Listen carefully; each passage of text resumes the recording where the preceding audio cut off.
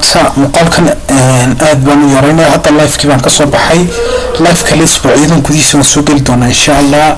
like share subscribe asxaabtiina soo share gareeya marka ardayda kamid ah waxay soo weydiiyey Kali Linux sida VPN loogu soo shuban karaa marka casharan ma indhoodnish akhrinni waxaan ilahay VPN markasta isticmaal adigoo khadka isticmaalayo waa lagu soo dabageli karaa marka hacking marka timinaysid markasta waa nusina VPN isticmaashid marka muuqaalka maanta waxaan ku tusi doonaa insha allah sida VPN loogu soo degsado Kali Linux marka VPN aad bay u kala badan yihiin marka VPN waxa jira isheeg ku firiya jira oo loo yaqaan Proton VPN kaasoo de anonymity sunaada u fiican tahay ay dadka khubaradu ay aad u amaaneen marka halkan waxa ku qoraya Proton VPN Google-ka ku qor sidoo kale uu ku soo dhigi doona insha Allah Proton VPN hadda linkiga ugu horeeyo noqon doona marka download badaleysa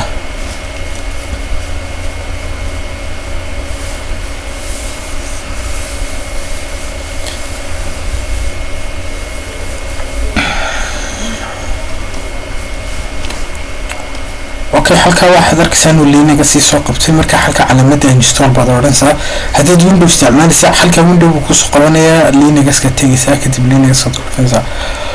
okay hadda computer-ka Kali waxaad ogaataa inuu ku dulisan yahay wax loo yaqaan DBN ama uu ka soo jeedo DBN marka halka wada yarkii DBN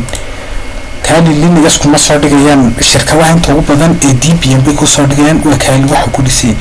okay marka file-kaas soo download garanaysa halka arkaysa download file-ku kaasi wuxuu galay download iskayga terminal-kaaga soo kiciso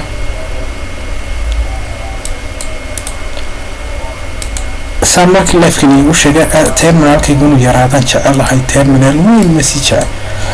okay waxaan tagayaa halka qaanadan download iska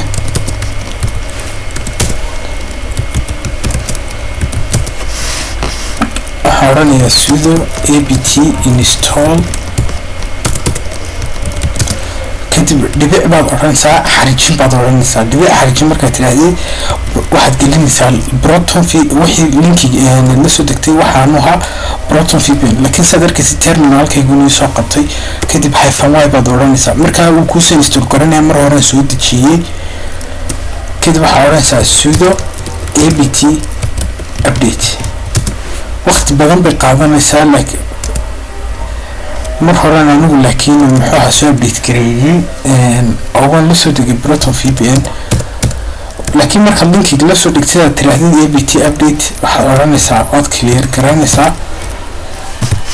waxa oranaysaa sudo apt install Proton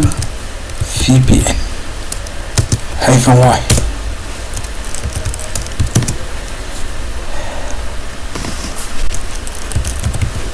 بينكيga waan bedelaan ilaawi waxba iga yar khaldan install بينكيga bedeliyo muxuu sheeg live-kii baa marni ku tusay marka dad asxaabtii waxa jira live-kii la daawado computer-adooda marka inay ka fogaadaan marka server-ka halka programka uu soo degay Proton VPN marka sheeg yara adag tahay muxuu ahaa inaad dib baa rabaa inaan igu soo celiyo halkan baad gashay file-kaas la soo degtay Soomaha marka la soo degtay halka qaanada download-kaaga tagaysa dib ma la saad u qurxinaysid Linux live-fan igu sharaxi doona habeen dambe markaad halkan joogto waxaad oranaysaa open terminal right click marka taad Kali wasida halka ma tiraahday waxa oranaysaa ls halka file-kii magaciisa baad arkaysaa okay ka baxnay file-ka magaciisa baad arkaysaa Soomaha steps kan tusay si aad u aanad ilaawin sudo apt oranaysaa install markaad install tiraahday dhibic baad oranaysaa xariijin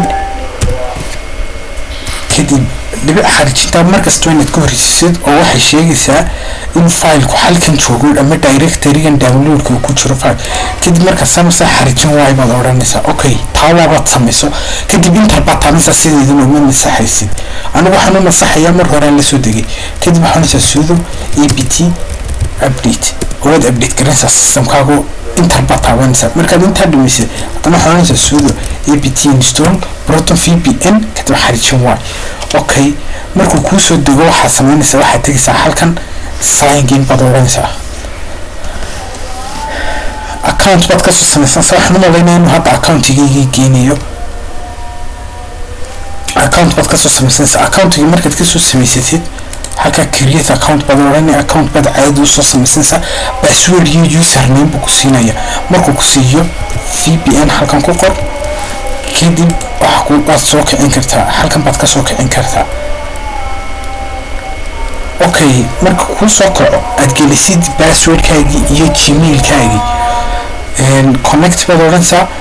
sidaas oo kale kugu connect garanahay soo kaco hadda waan tusi doonaa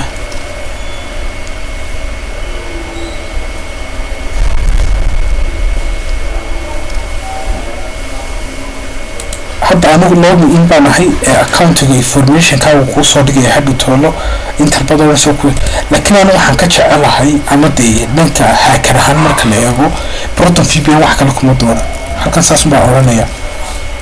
proton vpn -cli halkan markaas c baan oranaya kadib -f u connect garanaya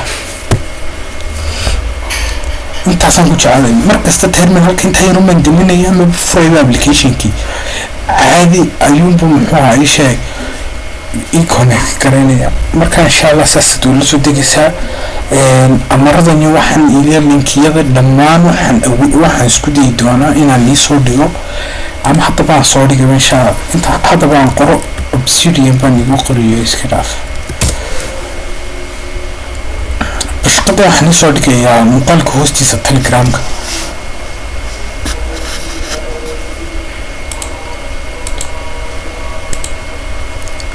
linkigan ayaan horta la soo dejinayaa waa linkiga ka tabaasinaya dbn baad ku dhufaysaa kadib ma ni soo dhigaba linkiga halkan kan dbn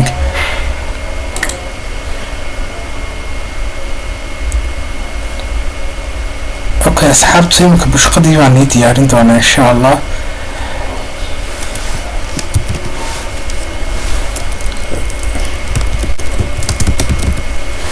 VPN كان اللي بنكرينا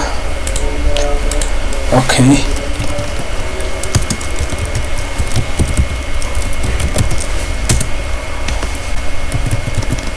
وبسيريا waxa ku shaqalaha inta islan yare macaan buu igu soo dhigaa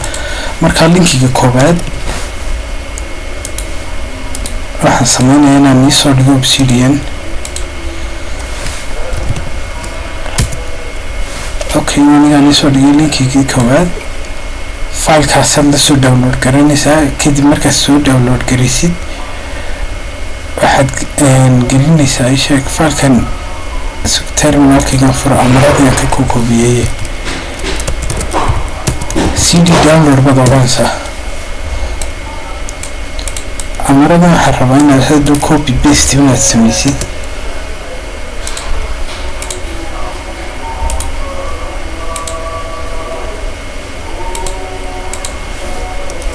okay sudo apt install -hyphen pro laakiin waxa laga yaabaa inuu si noqon waayo waxaan sameynaya inaan si ka fiican aan sameeyo waxaan sameynaynaa inaan idhaahdo amarka xariijin waay kadib calaamada dib marka file kasta uu dambeeyay dbm buu soo dejinayaa marka qaanadan downloadka waa inaad u khaliyo filekan kugu jiro okay sudo apt update kadib sudo apt install proton vpn badanasa kadib waxaan proton vpn -cli c-f okay bashqadan waa haddaan soo dhigayaa muuqaalka intaasaan ku ekeysiinayaa aad baan filayaa inuu anfacay